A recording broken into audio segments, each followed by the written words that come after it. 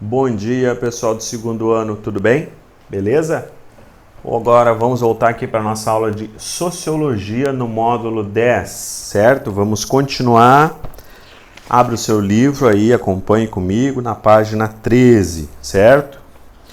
Vamos trabalhar hoje um pouquinho do capital. Você olhando assim parece que é uma aula de matemática, mas não é uma aula de matemática, é uma aula de Sociologia. Então, relembrando um pouquinho, a gente, no módulo 10, o poder do capital, a gente viu a questão da mercadoria, né? Produtos e mercadoria, dois elementos importantes dessa mercadoria que é o quê? Valor de uso e valor de troca.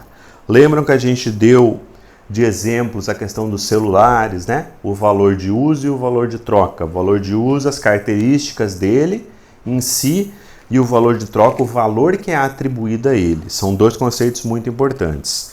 Depois a gente viu um pouquinho da questão do dinheiro, né? Quando ele foi criado, importante lembrar que o dinheiro ele tem fé pública, certo? E agora a gente vai ver um pouquinho da circulação de mercadorias e do capital. Trouxe aqui para mostrar para vocês, esse aqui é o livro do Capital do Marx, é o terceiro volume, são 3 volumes do Capital. Todo esse pensamento aqui é um pensamento chamado de pensamento marxista. Então vamos lá. O capital, aqui temos a mercadoria, que é trocada pelo dinheiro, que tem fé pública, certo? Para comprar mais mercadoria. Antes a gente tinha somente mercadoria, mercadoria, mercadoria, correto?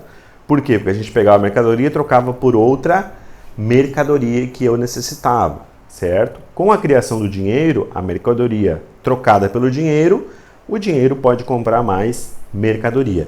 Importante a gente ter em mente e entender, recordando aqui que há duas classes sociais. Os donos dos meios de produção, certo? E os indivíduos que não são donos do meio de produção. Qual é o nome desses dois? Burguesia e proletariado. Esses indivíduos, eles vendem a sua força de trabalho. Olha só, ele vende a força de trabalho, tá aqui, e ela se transforma em M de mercadoria. A força de trabalho do indivíduo vendida se transforma para Marx, ele chama em mercadoria. Ora, isso também a gente pode dizer que é um valor de troca. Por quê? Porque os valores das forças de trabalho que se transformam em mercadoria elas são diferentes. Por exemplo, um professor ganha diferente de um trabalhador braçal, que ganha diferente de um médico, e os três não ganham necessariamente a mesma coisa. Por quê? Porque eles têm valor de troca diferenciados, correto? Esse valor de troca, a gente dá o nome de salário, certo? Agora vamos para essa aqui, para essa equação da questão do capital. O dinheiro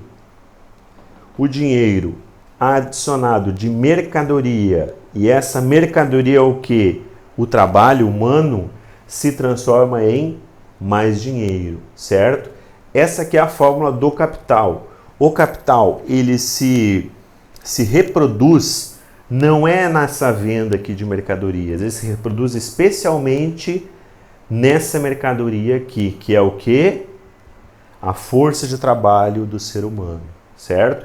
Então o dinheiro se transforma em mercadoria e agrega trabalho humano, que se transforma em mais dinheiro, certo?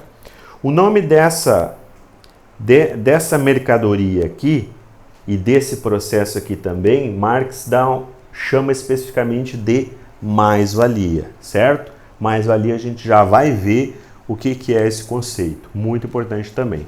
Então essas duas equações aqui, importantes na questão da reprodução do capital, ok? Então, gente, estamos aqui com uma explicação básica sobre a mais-valia, certo? Acompanhe no livro aí. Essa fórmula representa a relação social que é o capital, compra-se o trabalhador e este produzirá para o patrão mais do que vai receber. Marx identificou nesse processo um fenômeno que ele chamou de mais-valia. O que é mais-valia aqui no conceito? É o lucro resultante da diferença entre o que o capitalista paga para a mão de obra e o valor que é cobrado pela mercadoria produzida pelo trabalhador. Então, temos lá ok? Temos lá a fábrica produzindo, por exemplo, sapatos, tá? Produção de sapatos, o trabalhador ganha por cada par produzido, ganha R$1. Porém, o dono do meio de produção, ele ganha R$10 na venda desse produto, certo? Por quê? Porque o trabalhador ele produz muitos sapatos ao longo do mês até chegar ao seu salário. Então, a gente dividindo hipoteticamente, a gente chegou que ele ganha R$1. Só que o dono do meio de produção, quando ele vende esse mesmo par de sapato, o lucro dele é R$10, é 10 vezes mais do que o trabalhador ganha, certo? Essa diferença entre o que o trabalhador ganha e que o dono do meio de produção ganha, esses R$9 que ele ganha a mais, certo? Chama-se, né, o lucro, ou Marx chama de mais-valia. É esse lucro que vai para quem? Para o dono dos meios de produção, certo? Na verdade, esse lucro aqui, esses R$9, era para ir metade dele para o trabalhador. Mas, com a mais-valia, ele vai para quem? Vai para o dono do meio de produção, certo? Esse é o conceito de mais-valia. A diferença entre o que paga a mão de obra, entre esse R$1 e o valor que é cobrado pela mercadoria. Esses R$9 a mais, desse exemplo hipotético que a gente deu, é o valor da mais-valia. Voltando, pessoal, vamos lá. Consequências das relações sociais de produção lá na página 14, tá? Vamos explicar dois conceitos importantes aqui dessas consequências das relações de produção. O primeiro deles é o fetiche, né? O chamado fetiche da mercadoria, por Marx, certo? O ser humano ele atribui um valor à mercadoria, certo? No valor de uso, né? Aliás, o ser humano ele atribui um valor à mercadoria no valor de troca. Porém, essa mercadoria, muitas vezes, ela parece que ela gera o seu próprio valor. Como assim, professor, gera o seu próprio valor, certo? Ela é gerada um fetiche, uma necessidade, certo? Aquela mercadoria ela torna-se necessária. Por exemplo, a moda e a propaganda, elas criam necessidade daquela mercadoria de tu tê-la. Por exemplo, né?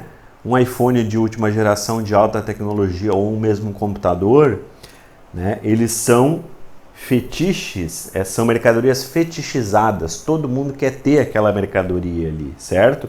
Ela parece que ela tem a sua existência por si, ela cria essa necessidade, né? E a propaganda e a moda são dois exemplos aí que criam e mantêm esse fetiche nessas mercadorias.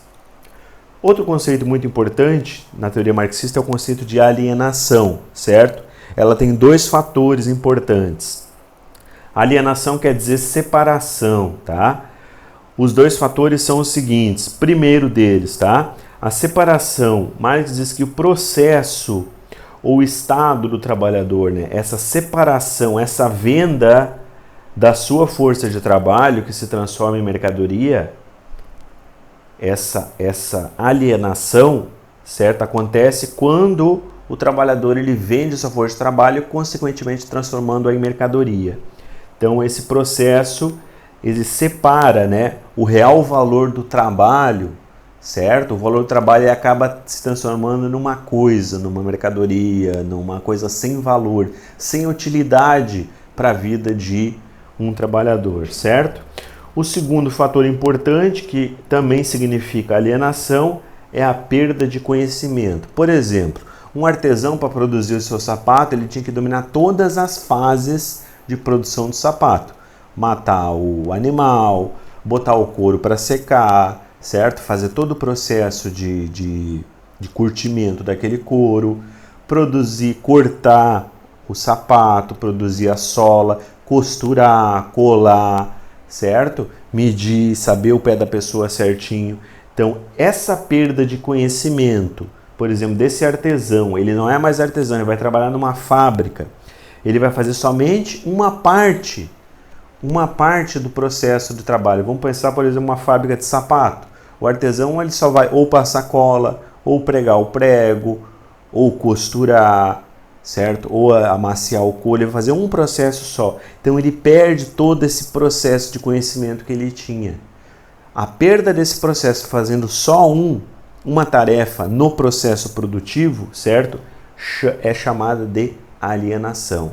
Marx diz que há perda desse conhecimento do todo da produção. A gente também chama alguém de alienado quando, né, pejorativamente, quando a pessoa tá por fora das coisas, não está sabendo das coisas, não está sabendo de tudo que está acontecendo. Ah, mas você está alienado. Ou seja, né, a gente usa essa metáfora da perda de conhecimento, certo? Então, esses dois conceitos são importantes. A gente já continua com reificação e exército de reserva. Então, voltamos aqui, tá? Dois conceitos importantes ainda, reificação, para a gente finalizar, e exército de reserva. Reificação é uma palavra latina que quer dizer coisificação, ou seja, na questão do capitalismo, para Marx tudo vira mercadoria, tudo se coisifica, certo?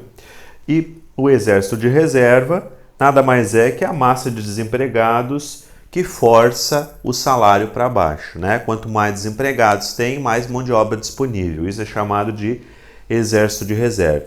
A gente poderia dizer que no Brasil, né, o exército de reserva, vamos dizer assim, oficial, né, porque tem esse número aqui, eu acredito que é muito mais além, a gente tem um exército de reserva de 13 milhões de desempregados, certo? Então é isso, gente. Tá aqui os conceitos principais. Na sequência a gente continua.